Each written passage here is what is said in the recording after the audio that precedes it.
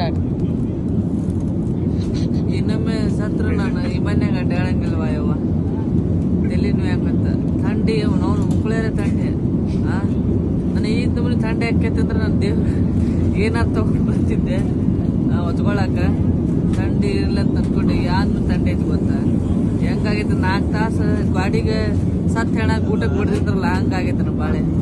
ಅವ್ವಾ ಯವ್ವ ಇಳ್ಯಾಕಂತು ಹೊಟ್ಟೆ ಗೊತ್ತಾಗತ್ತೆ.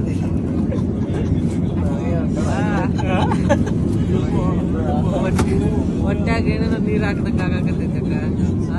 ಮೂಗು ಕಿವಿ ಎಲ್ಲ ಬಂದಾಗ್ಬಿಟ್ಟವು.